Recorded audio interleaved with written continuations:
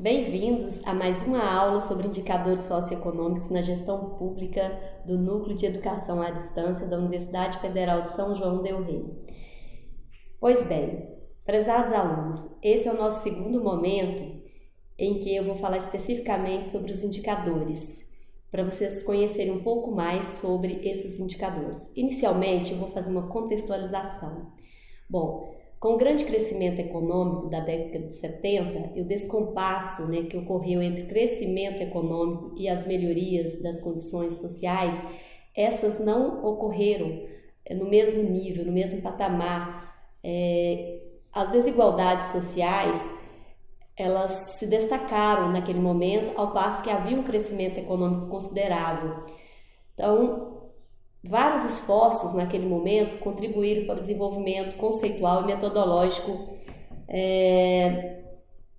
de indicadores socioeconômicos, Várias iniciativas como Unesco, FAO, Unicef e outras divisões de estatísticas trabalharam ou empreenderam iniciativas para auxiliar e implementar indicadores socioeconômicos para auxiliar na implementação de políticas públicas voltada para o planejamento local e o planejamento local de maneira que fosse participativo, por meio do uso desses indicadores sociais. Então, a partir de então, da década de 80, esses indicadores assumem um papel primordial na elaboração e no planejamento das políticas públicas.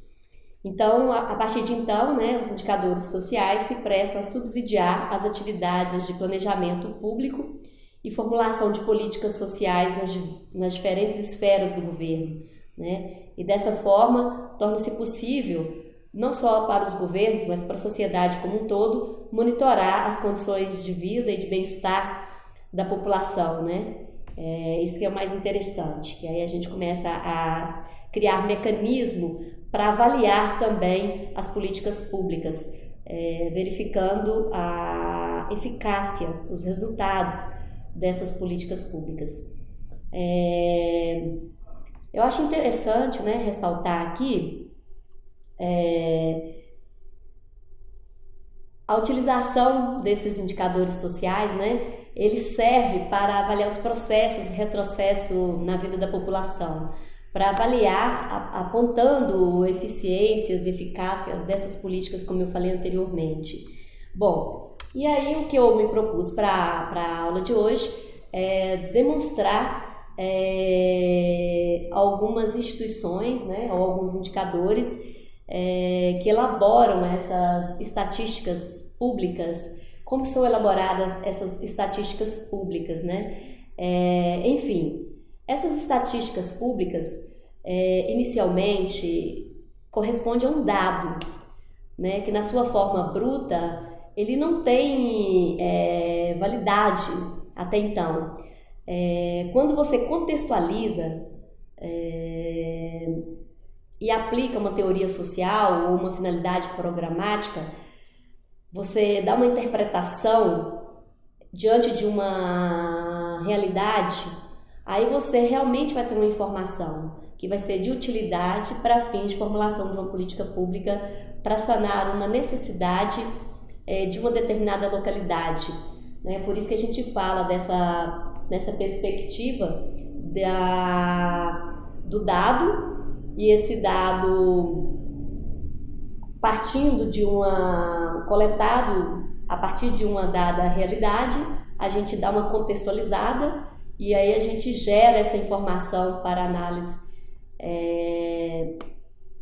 e essa análise gera uma política pública, gera indicadores sociais que são utilizados para construir essas políticas públicas e até mesmo para avaliar a política pública e ao longo do processo para verificar a eficiência na utilização dos recursos, porque na medida em que os indicadores vão sendo coletados, vocês vão identificando a evolução daquela realidade, vocês vão identificando se aquela política pública está sendo não somente eficaz, atingindo seu resultado, seu objetivo fim, mas também se os recursos que são finalizados para atender, para sanar aquele problema, se realmente eles estão sendo utilizados da forma mais eficiente possível.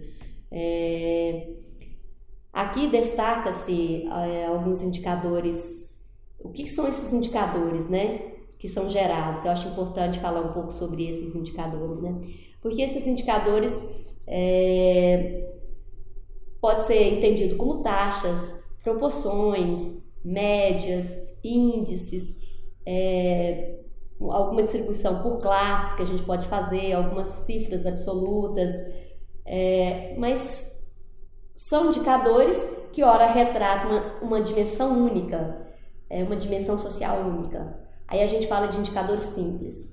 Quando a gente fala de indicadores compostos, a gente fala de uma aglutinação de 2 ou mais indicadores simples, que consegue aglutinar diversas dimensões, 2 ou mais dimensões de uma mesma realidade social, como, por exemplo, se eu tenho um indicador que congrega indicadores da saúde, da educação e renda, por exemplo, como o IDH, que é o Índice de Desenvolvimento Humano, aí a gente tem indicadores compostos, que são indicadores que aglutinam, que congregam mais dimensões de uma realidade social. Então, em determinados momentos, os gestores, no que concerne a utilização dos indicadores, ele pode estar utilizando indicadores simples, que retratam uma única dimensão social, ou indicadores compostos. Então, eu vou entrar agora na especificação da classificação de indicadores sociais. Aqui é onde eu quero convidá-los, de fato, para tomar ciência da importância dos indicadores sociais.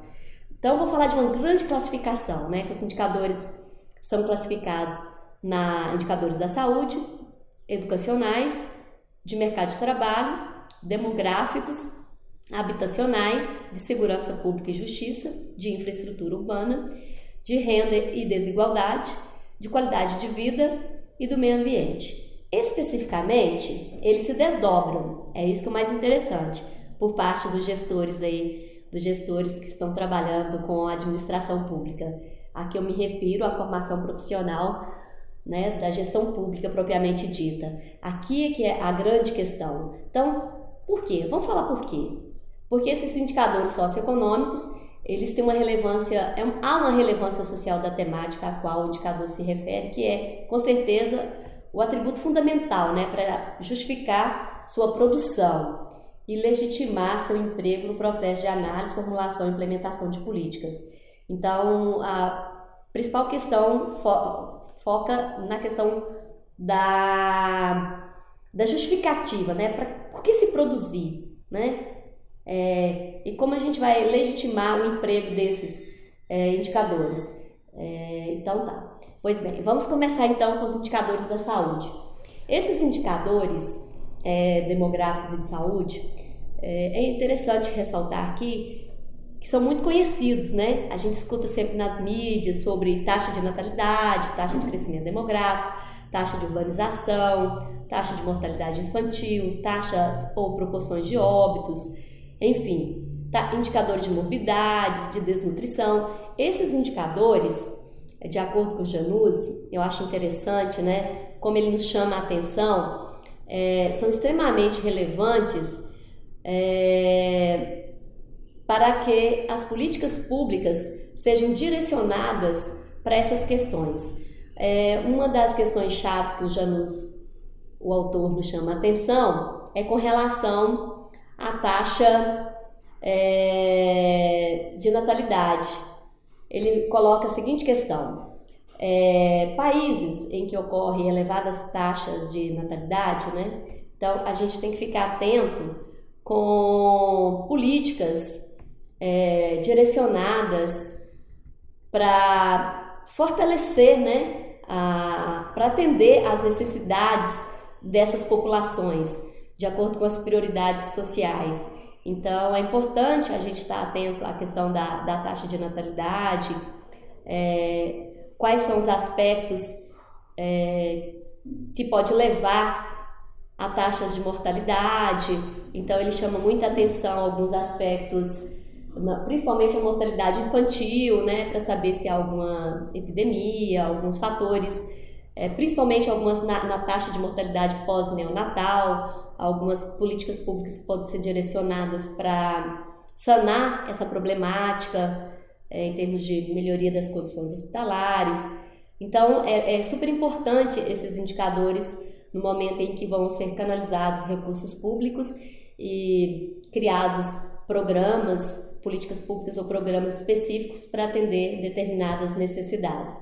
Então, não são indicadores simplesmente por uma obrigatoriedade de ter esses indicadores. São indicadores que são norteadores no que concerne às políticas públicas relacionadas à saúde pública. Acho interessante, né? Porque nós bem sabemos as dificuldades em termos de saúde pública. Então, é importante para os gestores trabalharem esses indicadores. Bom, o próximo a ser apresentado refere aos indicadores educacionais e culturais. Acho extremamente importante esses indicadores também, conforme ele cita, que ele começa com a taxa de analfabetismo. Para os países subdesenvolvidos, ele chama bastante atenção, né, sobre essas questões das taxas de analfabetismo, que eu gostaria de enfatizar aqui, que nos países subdesenvolvidos ele diz e ele refere não só a educação de jovens, mas também jovens e adultos, né, que essa proporção ela leva em consideração. Já nos países desenvolvidos, praticamente são adultos, mas adultos que têm às vezes dificuldades de compreensão e escrita. Não, ele chama de analfabetismo funcional nos países desenvolvidos. Agora, nos países subdesenvolvidos, há uma preocupação maior com esse indicador de analfabetismo, porque ele está relacionado a um aspecto que envolve não só os jovens, as crianças, os jovens, mas os adultos também, que é uma ausência de programas educacionais que às vezes dificulta, ou seja, aquela pessoa não tem acesso à educação e acaba aumentando, né, a taxa de analfabetismo no Brasil. E ele acha interessante porque auxilia, né, a construção de escolas,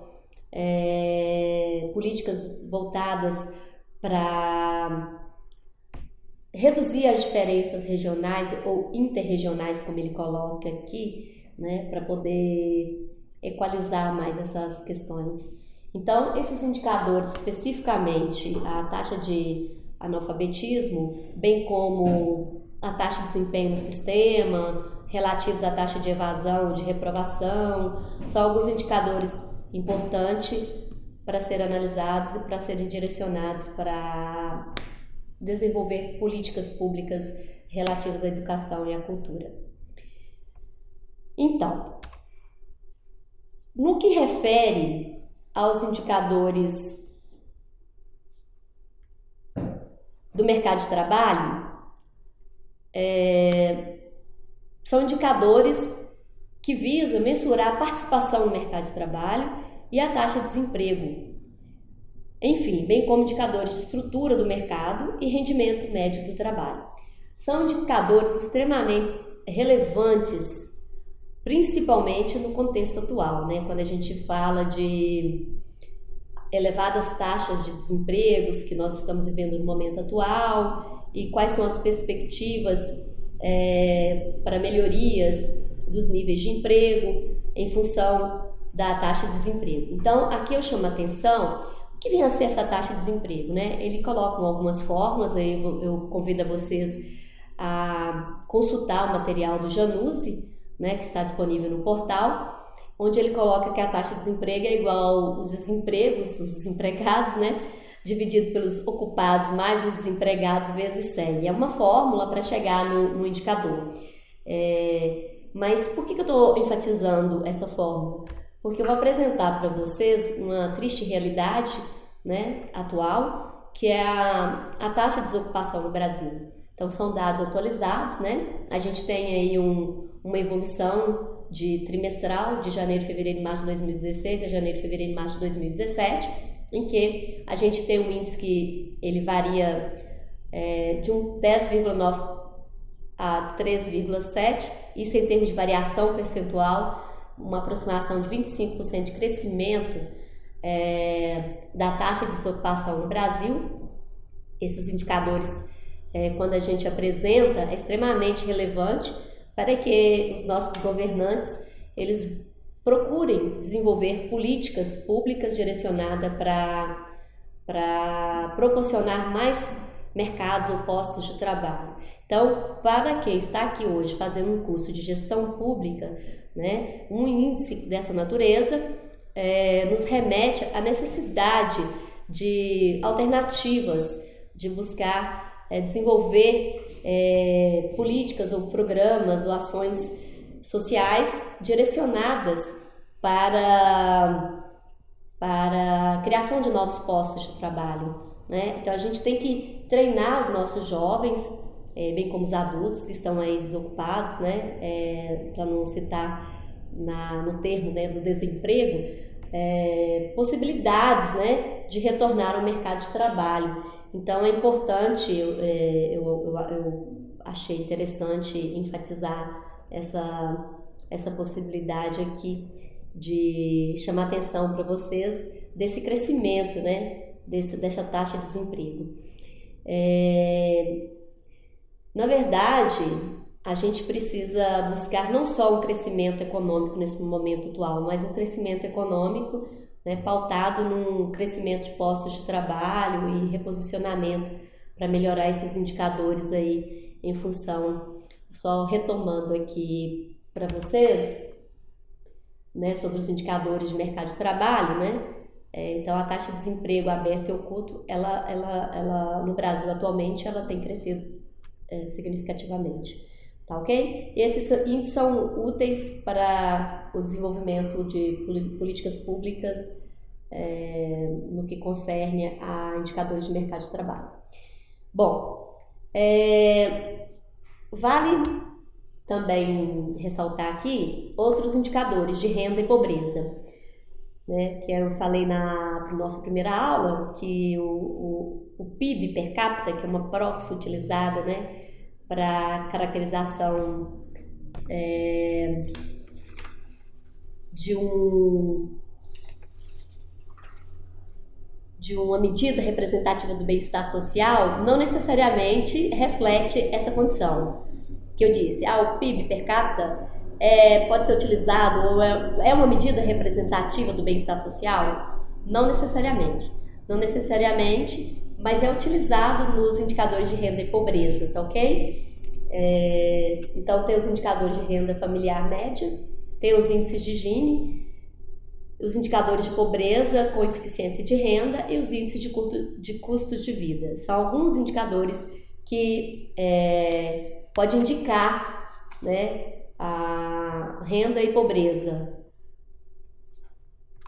Bom, no que concerne aos indicadores habitacionais e de infraestrutura urbana, a gente pode utilizar as proporções de domicílios adequados, né? Isso aí é uma pesquisa realizada a cada domicílio, a gente olha o número de quartos, enfim, uma série de dados coletados para gerar esses indicadores. Taxa de cobertura dos serviços urbanos, bem como indicadores de infraestruturas de transporte. O Janus chama muita atenção nessa questão de infraestrutura de transporte, que é um indicador muito interessante para que a gente busque melhorias de infraestrutura de transporte nas várias localidades, né? Enfim, são alguns dos indicadores habitacionais e de infraestruturas que permitem políticas públicas direcionadas ou com essa finalidade. Bom, a gente tem aqui também os indicadores de qualidade de vida e meio ambiente. São indicadores subjetivos da qualidade de vida, né? Indicadores de criminalidade e homicídios, indicadores de alocação do tempo, indicadores ambientais. São alguns indicadores voltados para o desenvolvimento da qualidade de vida, tá ok? Eu vou só citá-los, depois eu gostaria que vocês fizessem uma leitura mais aprofundada na apostila, né? Para vocês observarem os métodos de cálculos, as metodologias, qual o significado do indicador, para que servem esses indicadores. É só para chamar a atenção desses indicadores que são e que podem ser utilizados na formulação, bem como no acompanhamento das políticas públicas e avaliação dessas políticas. Tem os indicadores políticos sociais e de opinião pública, né, que são os indicadores de acesso a direitos, taxa de sindicalizados e associados, né, taxa de comparecimento às eleições, taxa de opinião pública. São alguns indicadores mais da área para a gente avaliar opiniões públicas, enfim, mas são relevantes também para a gente ver até mesmo o nível de aceitação de uma política pública ou de um governo, de um comparecimento às urnas, por exemplo, acaba sendo relevantes para fins de planejamento ou de políticas de reformulação da própria política em si, né, das reformas políticas. Pois bem, então agora eu vou entrar especificamente em um dos índices que é o IDH, que é um índice composto, como eu falei anteriormente. Eu saio agora dos índices simples e vou para os índices compostos, falando especificamente sobre o IDH.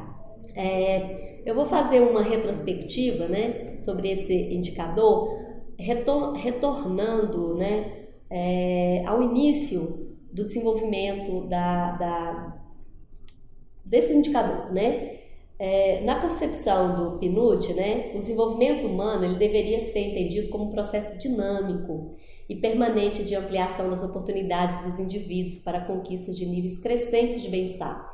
Então, para tanto, né, esse processo de desenvolvimento deveria garantir, entre outros aspectos, oportunidades crescentes de acesso à educação e cultura, as condições de desfrutar de uma vida saudável e longa e as condições de dispor de um padrão adequado de vida para a população. Então, nessa sistemática que eu estou citando aqui, né, para avaliar operacionalmente o nível e o progresso de desenvolvimento humano, propôs-se o cálculo, né, desse índice, do IDH, né? É um índice, como eu disse para vocês anteriormente, aglutinado, que ele tem um composto de outros indicadores, que são educação, né, o educacional, que é a partir da taxa de alfabetização de adultos e a taxa de escolarização de uma nação, esperança de vida, no caso as condições de saúde, riscos à mortalidade, do produto também interno bruto per capita, embora eu fiz uma crítica anteriormente que ele distorce um pouco, mas ele também está dentro desse composto.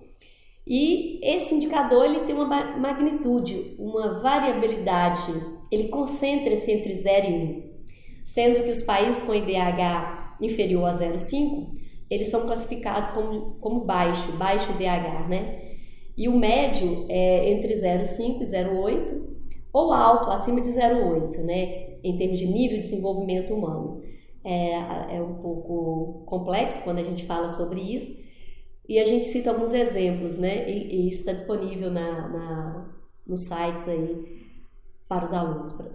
Os países como Canadá, Estados Unidos, Suécia e outros países da Europa Ocidental, por exemplo, eles têm altos índices de desenvolvimento humano, né? Acima de 0,9.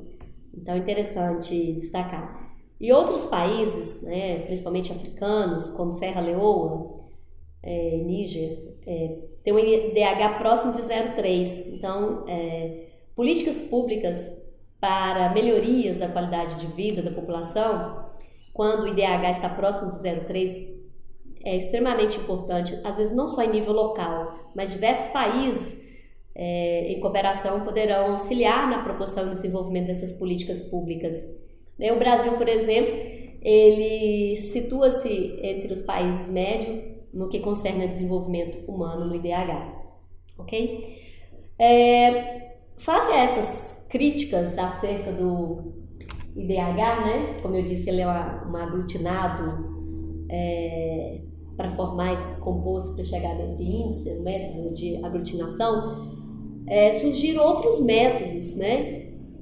Outros indicadores também aglutinados, que é o IDG, que é o Índice de Desenvolvimento Ajustado ao Gênero, e o MPG, que é uma medida de participação segundo o gênero. Esses indicadores compostos também procuram refletir as desigualdades entre homens e mulheres na realização de desenvolvimento humano e nas conquistas de oportunidades econômicas e políticas. Ou seja, ele amplia um pouco mais esses dois índices, o IDG e o MPG, no que concerne ao gênero. E não só esses índices, como o IDH, o IDG, o MPG, mas uma outra contraposição ao IDH, que eu achei muito interessante, que o Januzzi apresenta, é o IPH, que é o Índice de Pobreza Humana. Achei interessante esse indicador, porque na proposta do PNUD, né, em 1997, ele cita que o IPH, que é o Índice de Pobreza Humana, ou de privação de meios básicos à sobrevivência, ele é mais relevante no que concerne a elaboração de políticas públicas versus ao IDH.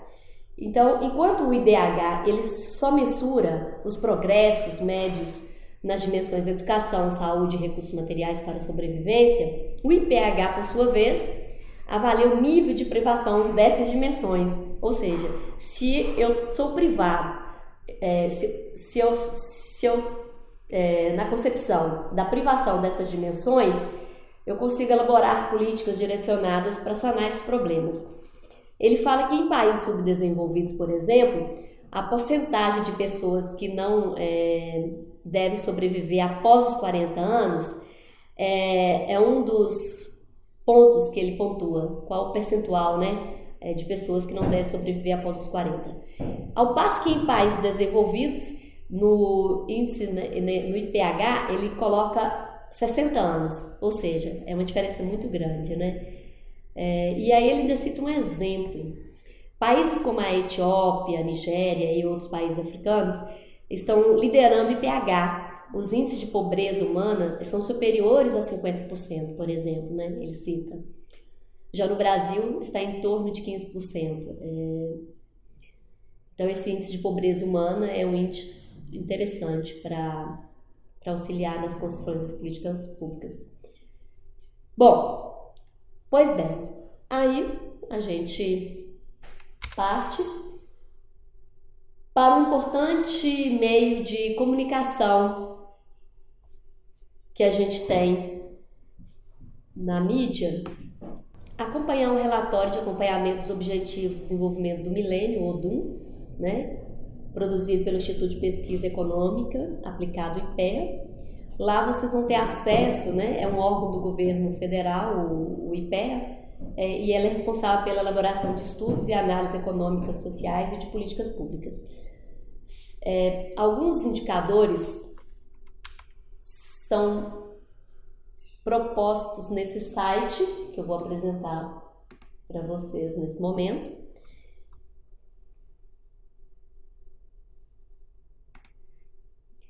Então, é portalodum.com.br. Então, vários são os indicadores que estão nesse portal. Por exemplo, né, acho interessante a gente falar, acabar com a fome e a miséria, é o primeiro.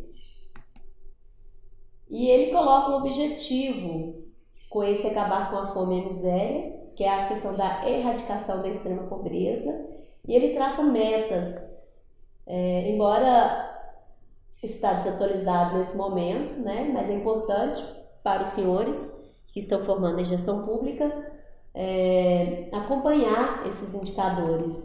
No caso da educação básica e de qualidade para todos. Então a gente entra no indicador e vê qual é a proposta do indicador. Garantir que todas as crianças de ambos os sexos, de todas as regiões do país, independente da cor, raça e sexo, terminem o ensino fundamental. Então, qual é a meta? Eles traçam a meta, mais uma vez o portal está desatualizado, mas é importante vocês acompanharem sempre esses indicadores. Tem outros, né? Igualdade entre sexos e valorização da mulher, que é um outro indicador. Reduzir a mortalidade infantil, melhorar a qualidade das gestantes, combater a AIDS, a malária e outras doenças, ter os objetivos, bem como as metas, enfim, qualidade de vida e respeito ao meio ambiente, mais uma vez os objetivos e as metas, enfim, e todo mundo trabalhando pelo desenvolvimento. Aqui, né, espera-se que seja um dos maiores objetivos, todos nós aqui, né, em prol de conhecer esses indicadores e, quem sabe, auxiliar, né, participar mesmo na elaboração, na produção desses indicadores e contribuir, né, para a melhoria das políticas públicas, do processo de gestão como um todo e da avaliação dessas políticas públicas. Então, antes de finalizar esse vídeo, eu gostaria de traçar algumas considerações acerca dos indicadores, tá ok? Então, eu vou só retomar aqui as nossas aulas, mais uma vez chamando atenção para a nossa referência básica, né, que é o JANUSE, com os indicadores socioeconômicos na gestão pública. Esse é o material que eu chamo de livro-texto, que está disponível no portal para vocês. Convido a todos os alunos para fazer uma leitura criteriosa.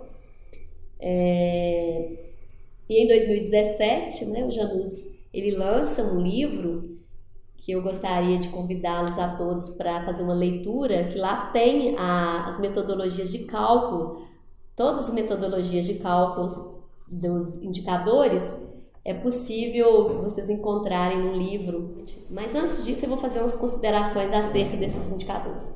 Bom,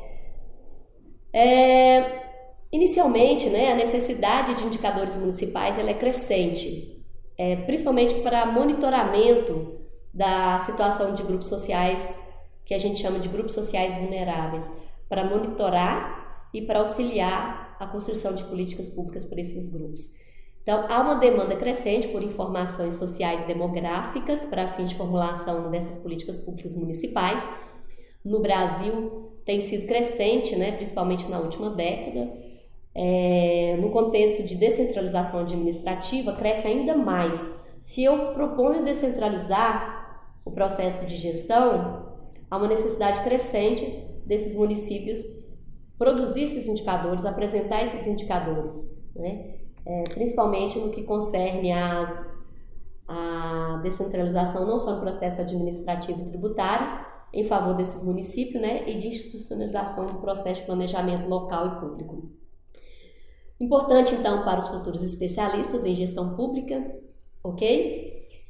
Porque diversos municípios de médio e grande porte, eles passaram a demandar com frequência uma série de indicadores sociodemográficos às agências de estatísticas e empresas de consultoria e outras instituições ligadas ao planejamento público com o objetivo de subsidiar a elaboração de planos diretores de desenvolvimento urbano, de planos plurianuais de investimentos, avaliação de impactos ambientais, tudo isso para justificar o repasse de verbas federais para a implementação de programas sociais.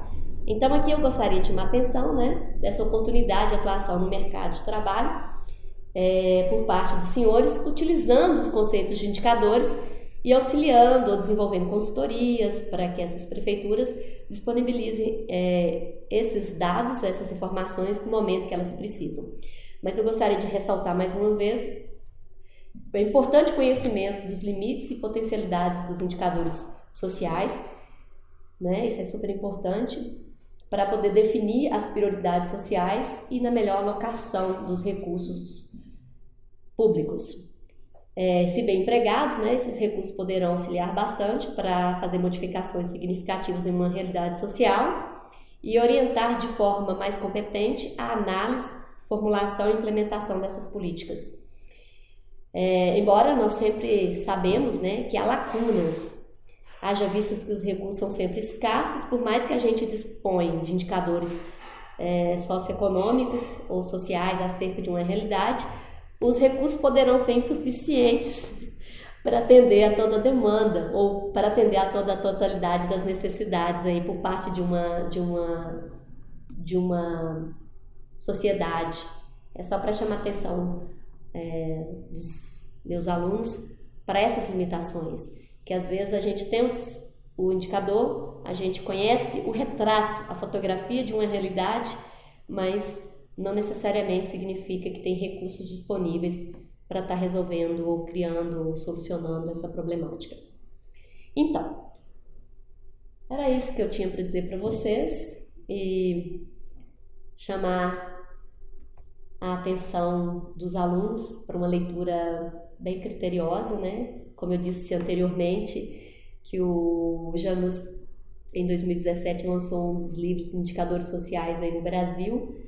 Ele tem uma versão atualizada em 2017 e ele está com todas as fórmulas, ele apresenta todas as fórmulas de todos esses indicadores que eu apresentei para os senhores. Então é importante você entrar em cada indicador e olhar o método de cálculo, as fórmulas de cálculos para chegar no indicador. Eu acho interessante vocês adquirirem esse livro de 2017, essa edição de 2017, para vocês terem em mãos as fórmulas, principalmente quem vai atuar trabalhando com a construção de indicadores ou utilizando indicadores.